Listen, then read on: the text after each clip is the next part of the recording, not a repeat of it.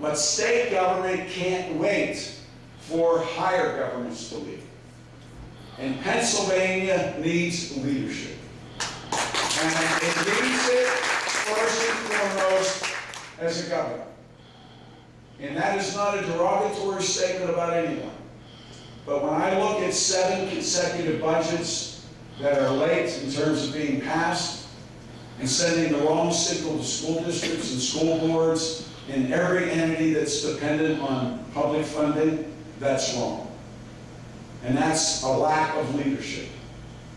When I see a state that's not taking advantage of its educational resources, and we have a state with one of the highest costs of public universities in the country, we are 45th out of 50 states, there's something wrong.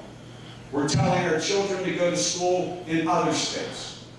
We're not giving them the availability of an education right here in Pennsylvania, where we have some of the best public and private colleges and universities in the world.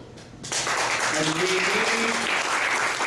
we need a governor that focuses on areas of education where we know there's a return on investment. I know Marty Eisler was here earlier and had to leave. She's been a proponent of early childhood education. Well, I've been a proponent of early childhood education for a long time. And I have been because there's a reason behind it. Because young people need to begin an educational process even before school. And if they don't begin that educational process, in all probability, they become the children that drop out of school.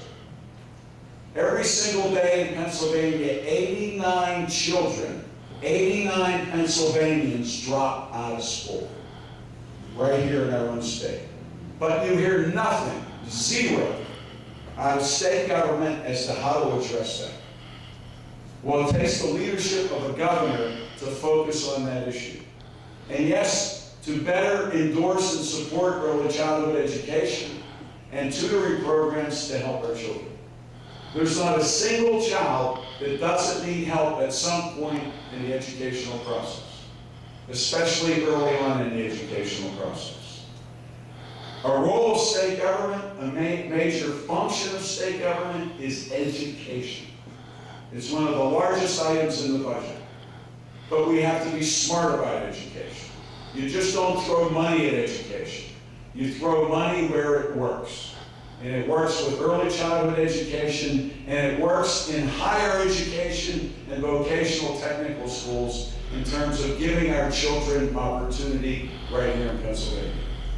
So if I'm fortunate to be governor, that is going to be one of the main focuses of my leadership in that office.